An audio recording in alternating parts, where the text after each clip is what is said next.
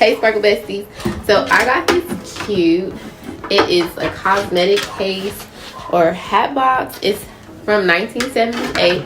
It's vintage. I purchased it on Etsy. I already took a few pieces apart. See, this goes on the inside. You can like hold your makeup brushes or something like this, but I'm gonna turn it into a purse because I think this will be super cute with my outfit. So watch what I do to this thing, y'all.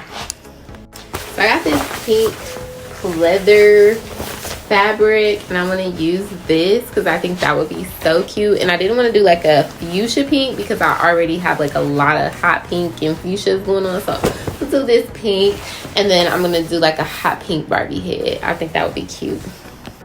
I'm not sure what you call this stuff, but you put it between like the hard layer and the fabric so that you create a cushion. I had some of this left over from when I was working on the Barbie house, so I decided to put this on the Hatbox so that it would be soft and squishy when you touch it, you know, like how a purse feels. So I just went ahead and traced a pattern and then I cut it out with my scissors. Once I finished doing that, I took the Hatbox outside to spray paint the gold clasps that you open and close. And I also spray painted the handle for the bag and the inner tray. Now when I purchased this, it said that it's a Hatbox or cosmetic case. I think it would be so cool to use as like a cosmetic case because how large it is, and the tray would be perfect to hold like brushes and primers and glues and things like that. So I didn't spray paint the entire Hatbox. I just did these pieces here.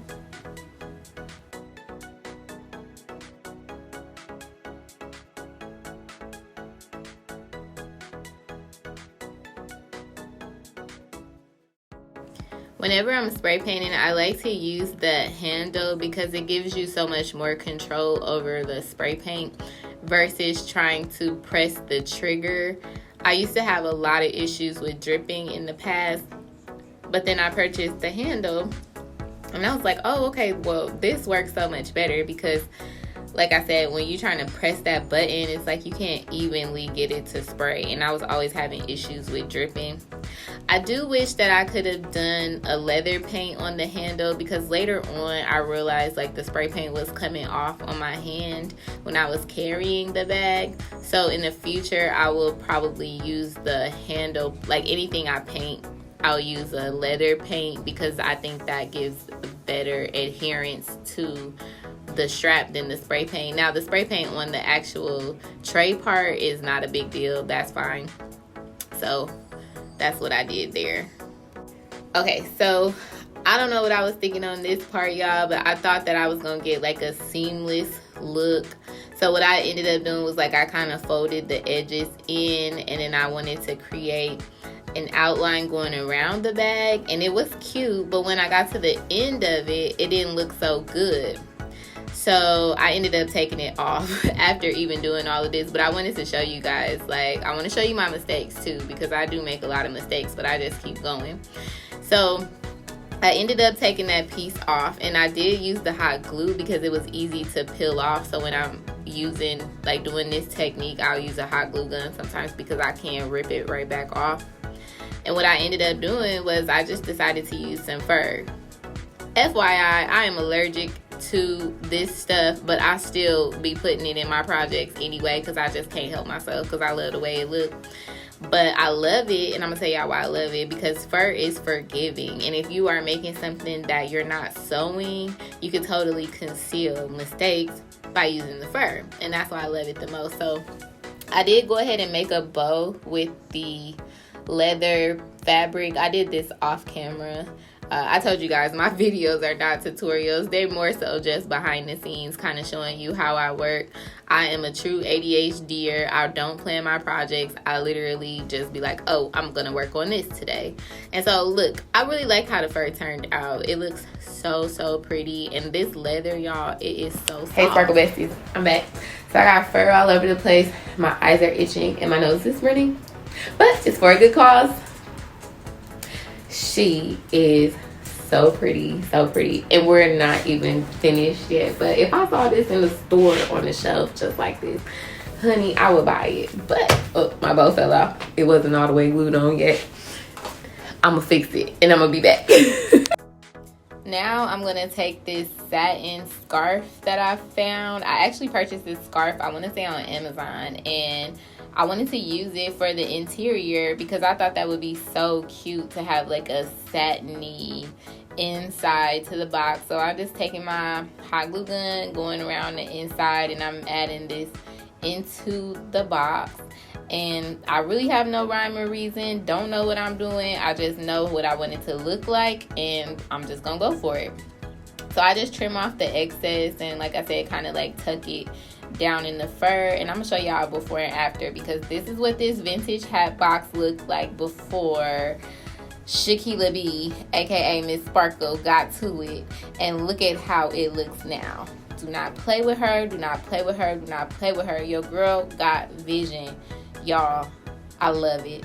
I love it. I love it. And I wouldn't be Miss Sparkle if I didn't add the bling. So we're going to go ahead and take our B6000 and we're going to add some crystals to the Barbie head. So the crystal mixture that I'm using is like a mixture of pink and white iridescent stones that I accidentally mixed together. And it was a happy accident, because when I tell y'all this is so pretty, I mean, it's absolutely beautiful, and I am not mad at what happened.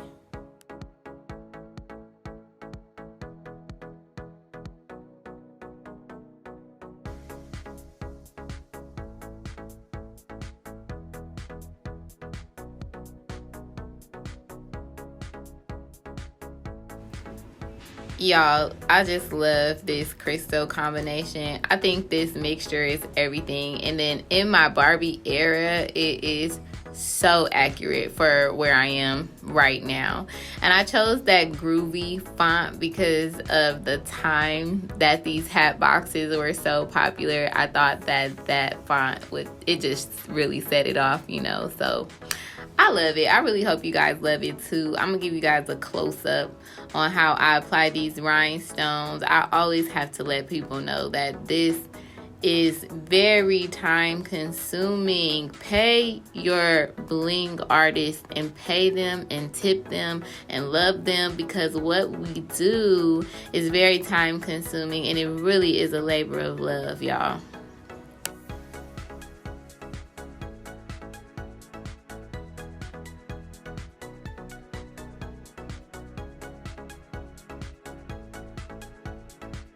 Y'all don't judge my background, because I am a messy artist and my stuff be all over the place, and I usually just get in where I can fit in when it comes to doing my work.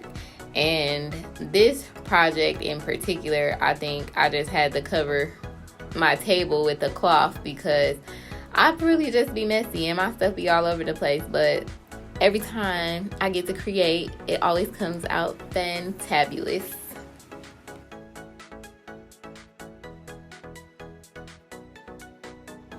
Now I'm going to go ahead and apply the crystals to the handle.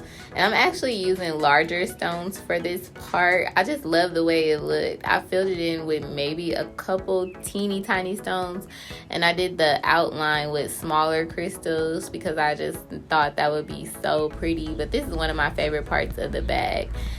And y'all, she is absolutely breathtaking. I mean, have you ever seen a Barbie purse that looks like this? Come on. I love it so much. Look at the satin on the inside. And we got our tray. We're going to stick that back in here.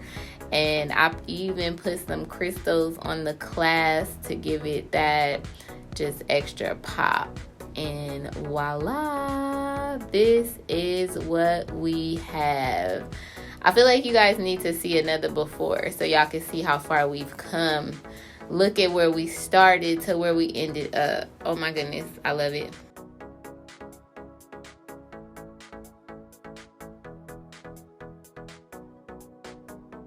I just cannot get enough of this crystal combination. I really mean it was a happy accident. When I tell you this is the most beautiful, beautiful, beautiful color, pink color scheme. I just love it. It makes my spirit happy just looking at it. I hope you guys feel the same way. I just love it so much, so much.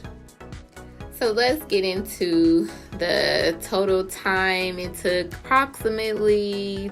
me about 2.5 days to finish this bag up. That includes the painting, the crystallizing, and adding all of the fabric. As far as cost, the bag itself was about $16. I purchased it on Etsy from a seller. Don't remember the name of the seller. They just sell vintage items, so this was one of a kind. This was the only one that they had.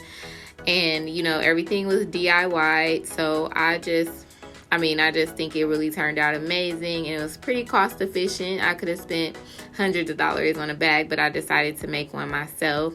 And then I found these cute glasses at Marshall's, and I decided to add some crystals to them because I thought I was going to wear a different outfit at first, so I had put it together. I thought the eras matched up, but I'm going to include some photos from my party so you guys can see how I wore the bag.